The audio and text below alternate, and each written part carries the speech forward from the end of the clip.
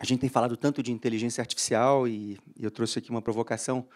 Eu trouxe um pouquinho da inteligência natural, para a gente olhar para ela como fonte de inspiração para pensarmos em futuros desejáveis. É curioso porque a própria inteligência artificial nada mais é do que uma inspiração direta do nosso sistema cognitivo, que vem da própria inteligência natural. E, mais do que nunca, a gente precisa pensar em futuros e imaginar esses futuros que sejam desejáveis, porque senão a chance deles não acontecerem é enorme. A gente vive um momento de inflexão como espécie. O Sapiens está literalmente desafiado. A gente fala muito de salvar o planeta, mas, de fato, o planeta não precisa ser salvo.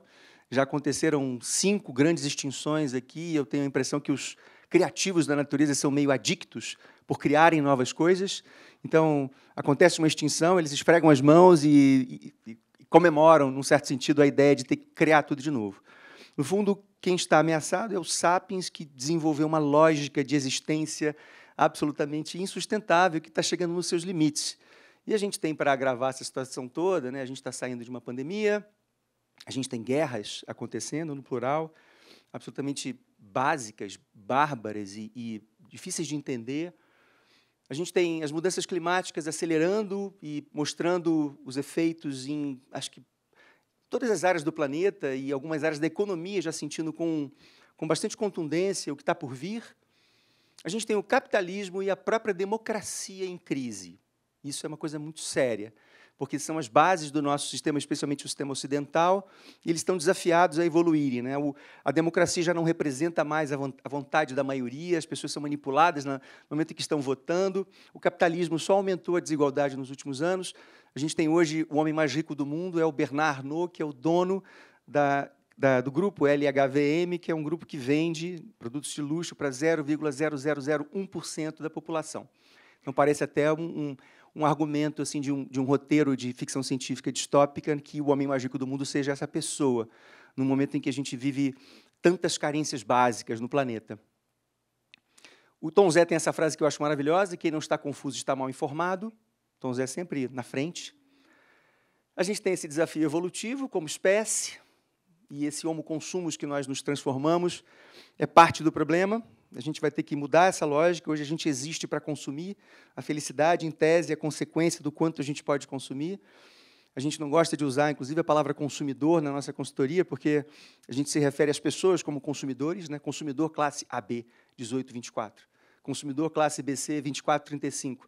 E isso é uma redução da nossa razão de existir, né? Como se nós fôssemos cupins que estivéssemos aqui apenas para consumir. A gente prefere a ideia do desfrutador, que é uma possibilidade muito mais interessante, muito mais conectada com uma economia que tem futuro, a economia do compartilhamento, por exemplo. A gente vai ter que sair desse nó que a gente mesmo se colocou, vamos ter que produzir energia de uma outra maneira, vamos ter que pensar em outras formas de nos transportarmos nos espaços urbanos, ocuparmos as cidades de outro jeito. Vamos ter que desinventar o lixo é uma invenção humana, não existe lixo na natureza, todo resíduo é recurso para alguém, e a gente inventou essa coisa incrível, né? A gente aperta um pedalzinho da lata de lixo da cozinha, joga fora o que a gente não quer mais, e essa coisa desaparece da nossa visão, a gente não tem nenhuma responsabilidade por isso. Vamos ter que produzir alimentos de outra maneira, tratar a saúde de outro jeito, as pessoas ficam na fila. Imagina o que é você ficar na fila com um filho doente, tendo que esperar horas, e muitas vezes não sendo atendido.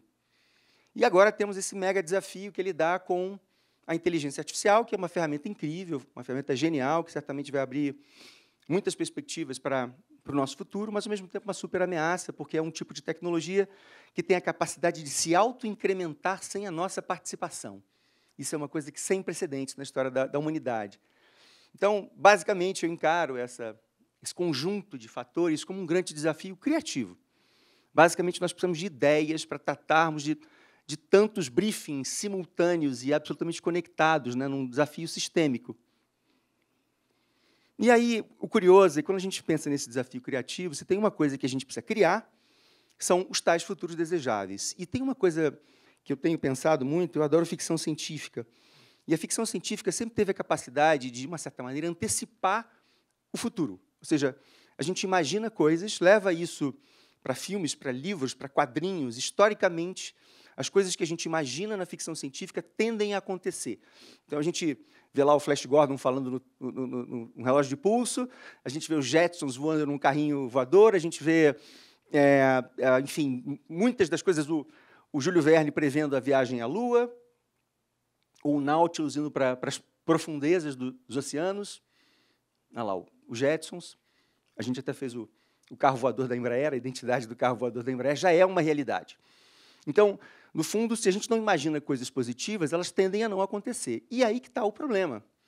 Eu que adoro ficção científica, quando eu coloco lá no menu do Netflix, ou da Amazon, de qualquer outra provedora de streaming, só aparece distopia.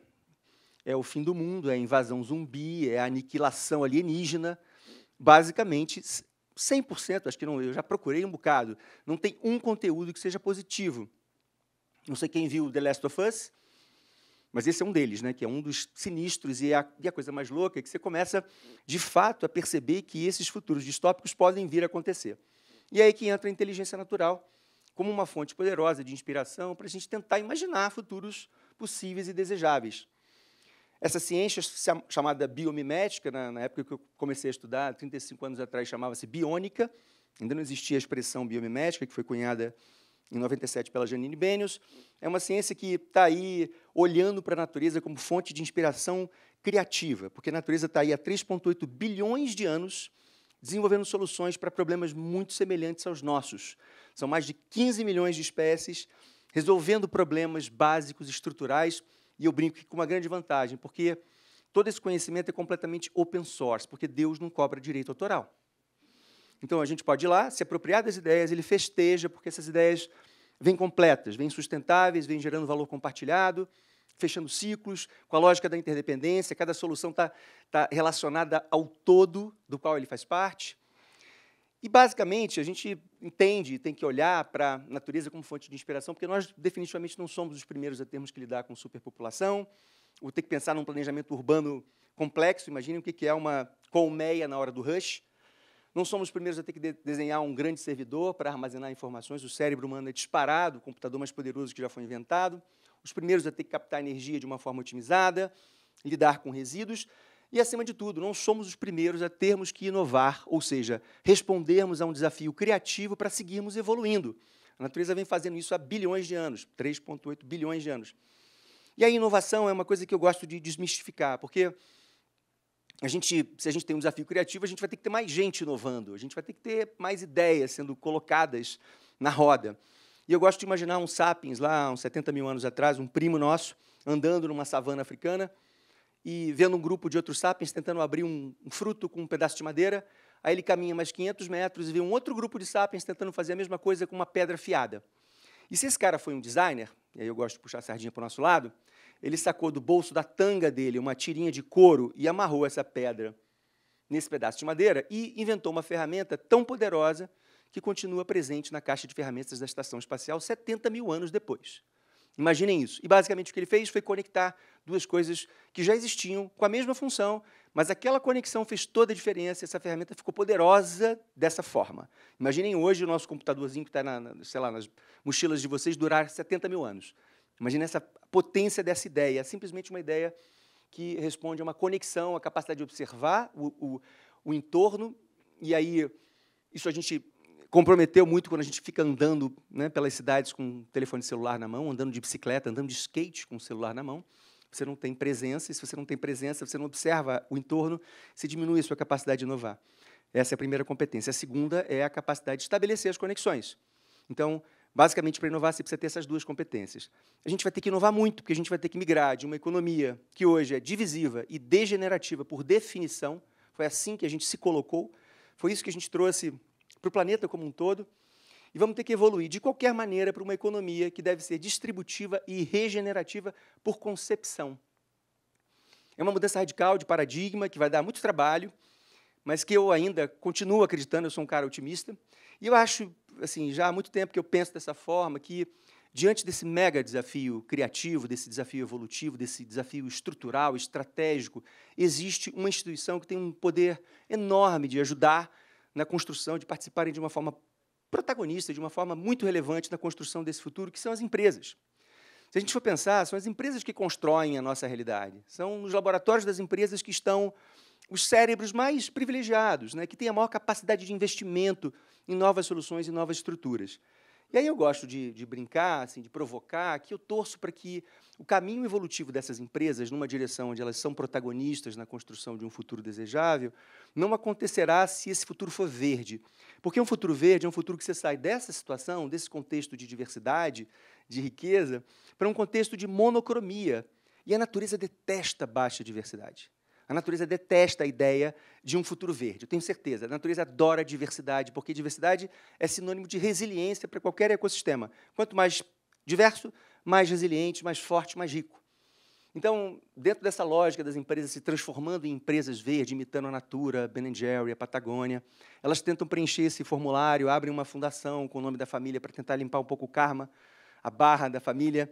O core business está lá na agressividade. O instituto, a mesma coisa, nada contra institutos e fundações, por favor, mas não virão, né, soluções dessas duas instituições com a escala que precisa existir. Então, tem que estar no core business. Mudam lá o papel virgem pelo papel reciclado, fazem muito marketing disso tudo. Aqui tem um exemplo de uma solução verde. A Nike lançou, há uns 6 anos atrás, essa linha chamada Nike Considered, que é uma linha que, à luz do triple bottom line, ambientalmente, socialmente e economicamente, é super correta.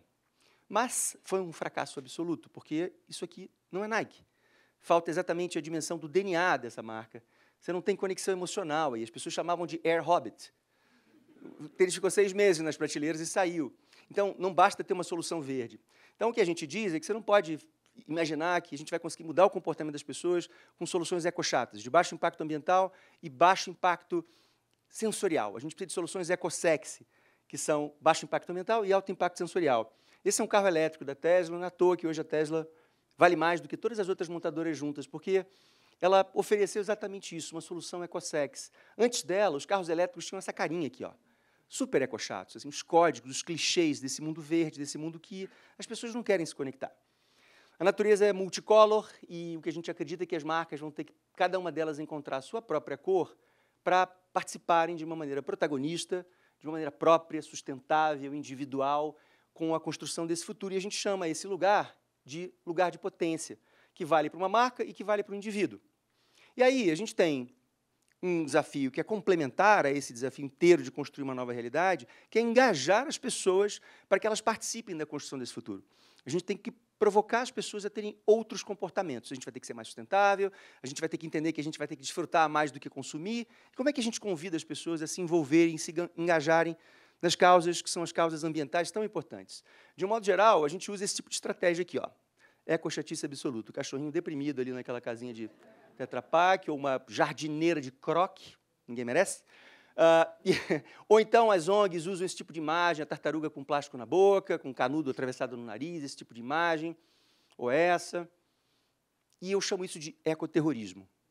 Eu não acredito que a gente vai conseguir engajar as pessoas através do medo e da culpa. E aí fui olhar sempre, como eu faço, para a natureza como fonte de inspiração, para entender como a natureza engaja audiências e define, convida essas audiências para terem determinados comportamentos que vão garantir ROI para os seus objetivos, porque a natureza é muito pragmática. Então, todos os esforços que ela precisar empreender para garantir um determinado comportamento desejável para ela assim o fará. E como ela faz isso? Então, esse morango aqui, por exemplo, ele está disfarçado aqui nesse fundo verde, ele está duro, ele tem cica, ele não tem aroma nenhum, basicamente porque essas sementes não estão prontas para germinar. Quando a semente fica pronta para germinar e ele quer induzir um comportamento específico, que é um animal comer esse fruto e levar essa semente para o mais longe possível, essa mágica aqui acontece, olha, essa estratégia de engajamento aqui acontece. Genial, ele fica vermelho, cheiroso, macio, doce. A mesma coisa com as flores. As flores são uma super estratégia de marketing, uma estratégia de indução de comportamentos específicos.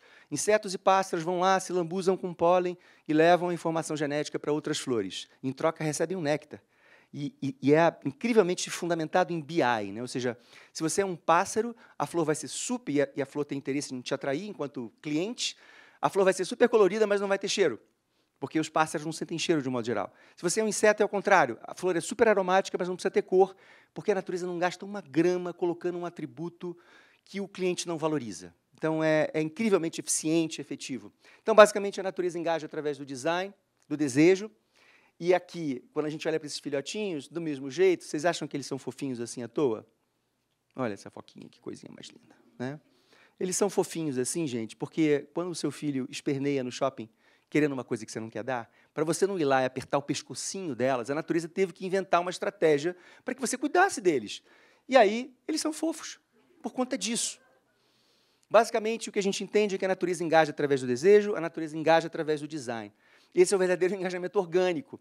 Então, é muito mais efetivo, se a gente quer convidar as pessoas a terem outros comportamentos, muito mais efetivo do que dizer, olha, o seu tataraneto vai ficar assim se você não deixar o seu carro na garagem, porque você vai continuar emitindo gás carbônico e o aquecimento global e as mudanças climáticas. É muito mais efetivo a gente ter ideias, ou seja, respondemos ao desafio criativo e espalharmos, por exemplo, pelas cidades, bicicletas elétricas, como Paris, como várias cidades do mundo hoje têm, São Paulo tem também.